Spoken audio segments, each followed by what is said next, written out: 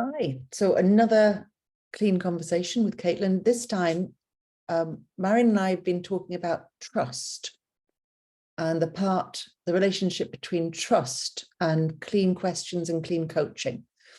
So just as we start, Marian, when you think about trust in relation to clean coaching, what kind of trust do your coaches need? Do the coaches need? Well, there's two that I can think of. One is to, there's three now.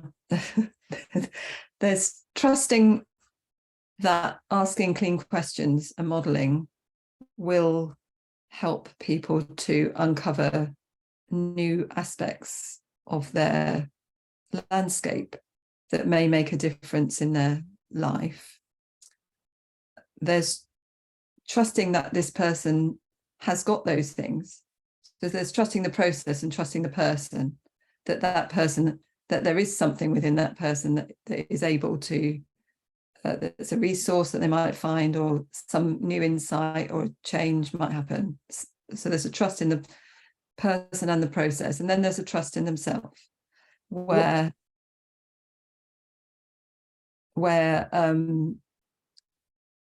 trusting that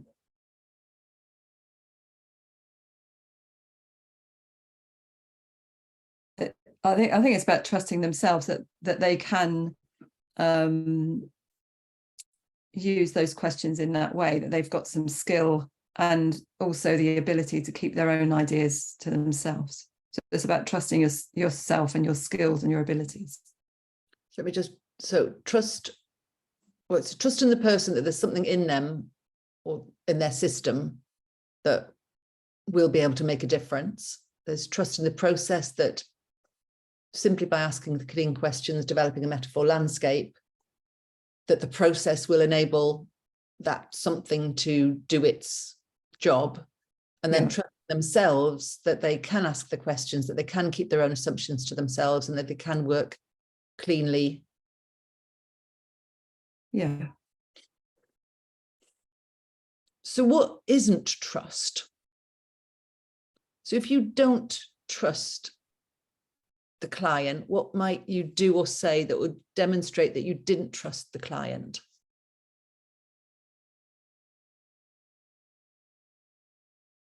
Not trusting the client would be telling them your ideas, telling them what you think they need to do. It may be more subtle than that. It may be restricting the questions that you ask because you don't think they can answer that question. It's about thinking that they've not got a capability of some kind. Yeah, I mean, I know it's got to be one of the most popular things that I ever hear when we start doing some clean language demonstrations. People will say, oh, that's fine here in this group, but it couldn't work there. It couldn't work with my kids. It couldn't work with that factory. It couldn't work with those people. With those people, you'd have to change it to make it work with those people. So that, which is always interesting to me. I wonder how they imagine those people are different than everyone else. Yeah. And there is some truth in that, which is when you're training a group of people to do this work, everyone is hearing the explanation about how to do it, why it works, some examples. They're hearing all of that. So when they are then the client, they kind of know how to be a client, even though they've never been a client before. They're kind of learning how to be a client of the work, as well as learning how to run the sessions. Because of course, when you get new clients into this work, they're often quite surprised at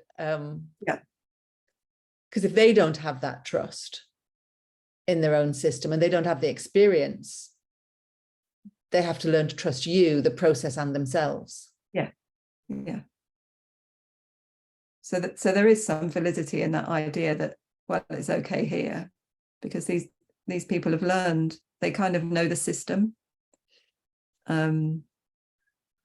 And I think when you do your work with groups, then people are learning the system quite quickly, and because it's okay to be whoever they are in that group, and that's made clear just by your actions and what's going on, then in a way there is no system, because it's okay to be whoever you are. But when it's a one-to-one thing, then that person the client hasn't got anyone else to learn from, that it's okay to be themselves. Yeah, they have to learn that through the work. Yeah, so certainly a lot of the beginning stuff of systemic modeling is legitimizing every answer being of interest. Yeah. Every system being of interest, every reaction being absolutely fine. Yeah. And we do that in symbolic modeling, but because you're not observing anyone else respond to that, you've only got your own responses to go on. And I can recall the very first session I had with Penny and James. I went to their flat and they invited me. They sort of showed me the room and said, "Where would you like to be?" And I was like, "Oh my goodness, I don't know. I don't know where I'm supposed to be." And I wasn't trusting to start with, because I thought there was something behind that, like a trick almost. Well, not necessarily a trick, but as like, well, how am I supposed to behave? There's some kind of rule, and I've had that with new clients as well. Am I answering the questions properly? And the truth is, they couldn't possibly answer them incorrectly, but they don't know that yet.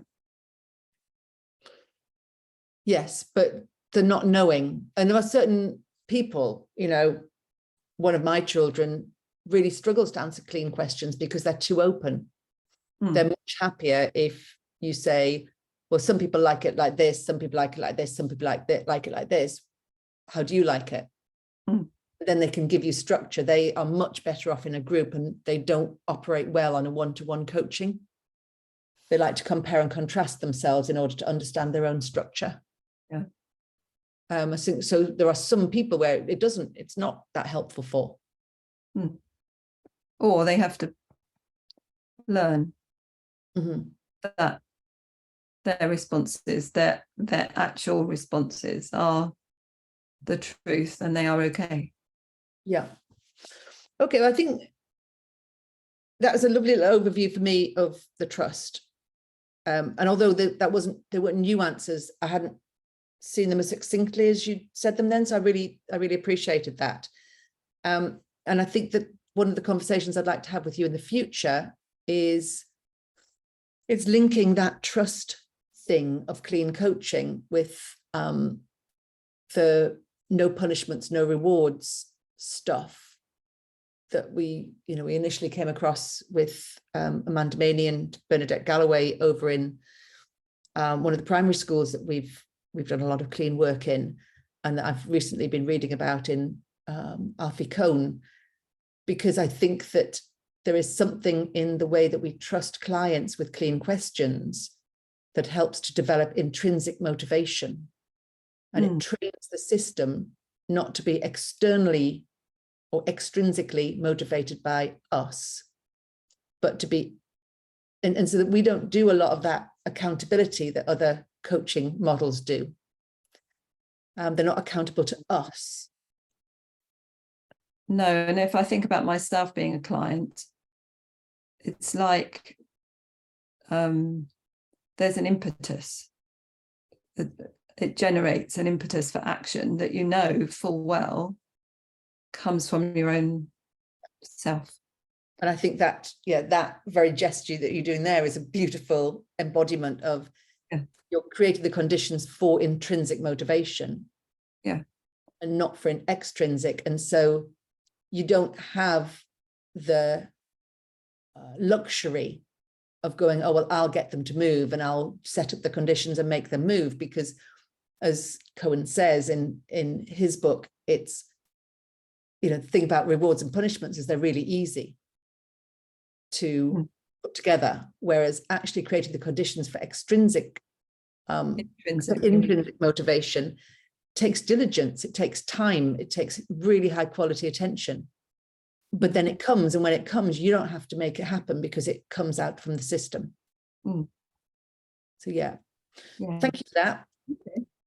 We'll hold that there.